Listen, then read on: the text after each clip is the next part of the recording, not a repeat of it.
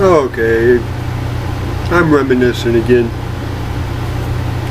This picture, let's see if I can get a good clear shot of it. There we go. My sister-in-law took that picture up there in New York. That's the day I left to go to Yuma on that scooter. And it was about a week later. That's my campsite. That campsite was in Pittsburgh. I see the sign that said Pittsburgh. Always wanted to go down and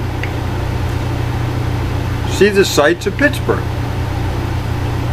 That's what I did.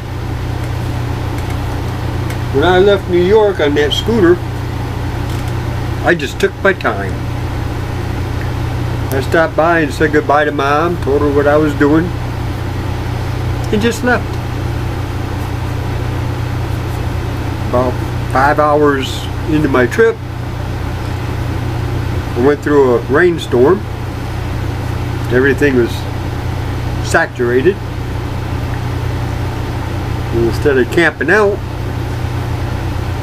I got a hotel room. Cost about 40 bucks. Had a heater in it, so I spent the majority of the day putting my clothes on this heater, drying them. Next morning I packed and started the trip. That was the last time, first and only time that I stayed at a hotel or a motel, whatever you want to call it, because the rest of the trip was uneventful. But in Pittsburgh, I went down, I seen the sights. I didn't have CPS on my phone. I think they got a sign that's wrong that says Highway 40, because I got lost. And it started getting dark and I started getting tired. I had seen this barbecue place, and right next to the barbecue place was a grassy area with a light pole. Then there was some other kind of store next to it, but this grassy area looked inviting. So that's where I made camp, and that's where the picture is. Got a real beautiful night's sleep. Blew up my air mattress. Got a good night's sleep. Woke up in the morning, sat in the tent, did my devotions. You know, just enjoying myself for about 45 minutes inside the tent. Just relaxing and looking at a map and trying to figure out where I was, which I had no idea. Well, I decided to pack up. So I packed up, took the bike out of the mud hole that it was standing in, got it up on some concrete, laid on the air mattress and started to deflate the air mattress. That's when a Pittsburgh policeman drove up.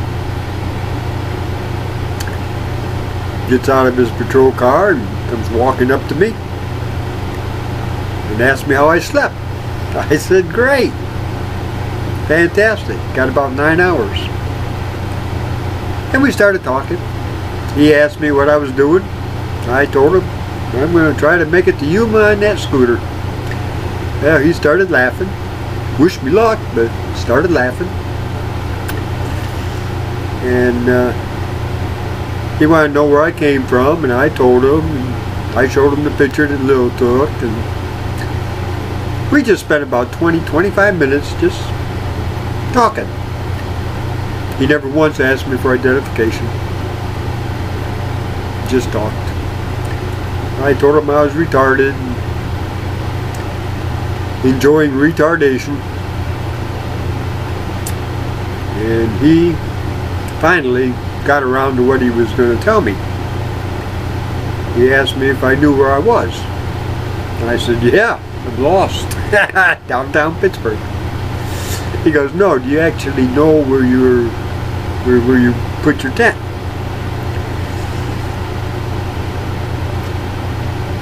On the ground? I mean, dumb question. Now, apparently, I camped in the worst area that Pittsburgh has got. According to the cop, there's a shooting just about every night. There's a stabbing 2 or 3 times a night. But the patrolman that relieved him, or that he relieved,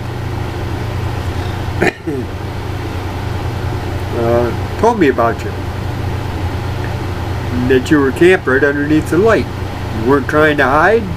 You weren't trying to, you know, you were right there in the open.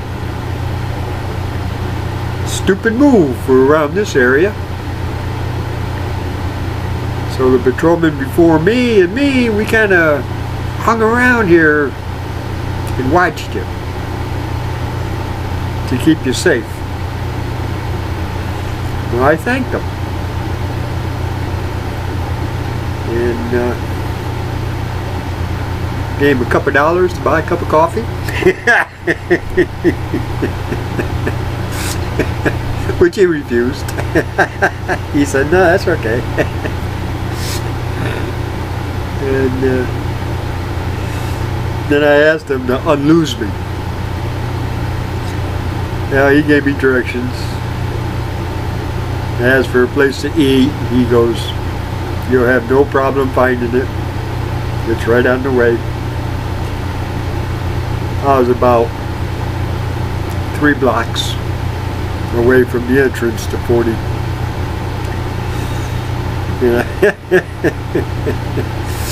I must have driven around there and drove right past it.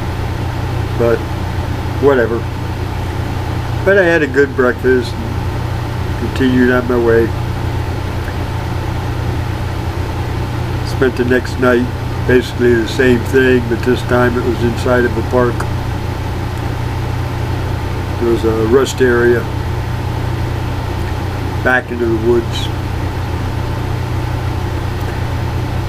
So anyway, I just thought I'd throw that out.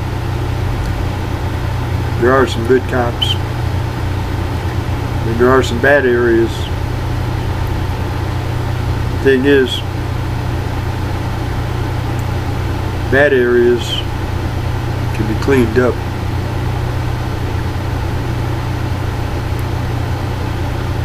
This movement, Black Lives Matter, makes no sense to me.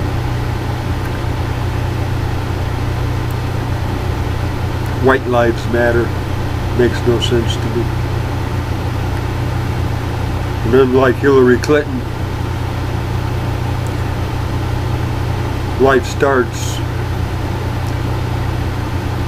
when that 1 in a million sperm gets into the egg. That's when that egg, as far as I'm concerned, has constitutional rights, because it is a human being. As soon as those 2 elements get together, that's a human being. I don't care what Hillary says. Of course, whatever she says is a lie anyhow, so it don't matter. I think her and my mother-in-law, ex-mother-in-law, went to the same school and graduated bitch of the year. Anyway,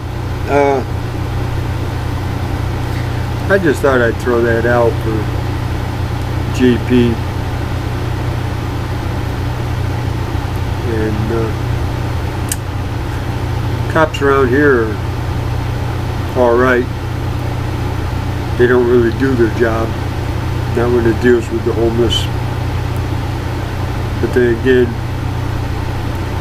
I know drugs are quite evident in this apartment complex. But the thing is, they don't care. They can't stop it.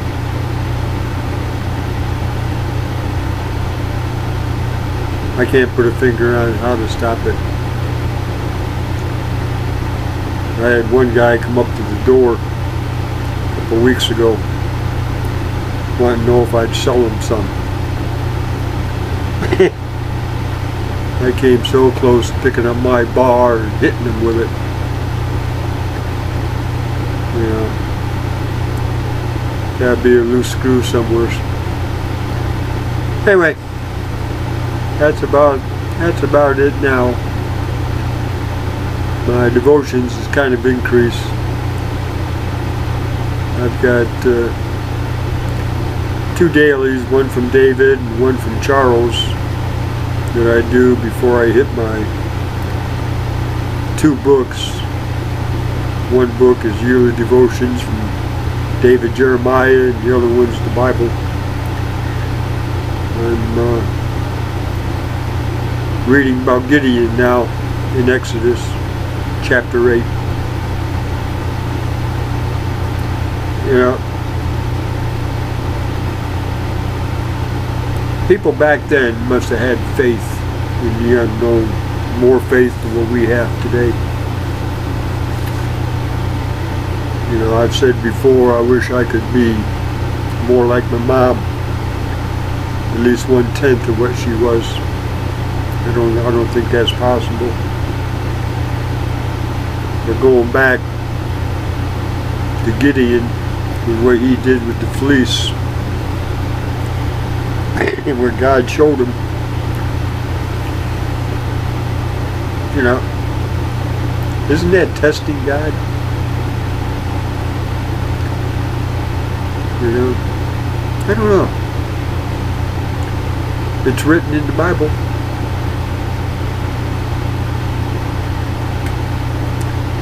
You know, I know from my own experience, and I've said it in previous videos, I believe I'm in tune with God, especially when I'm at the altar. So, anyway, I'm looking at about 13 minutes, so have a beautiful Monday and happy 1st. God bless.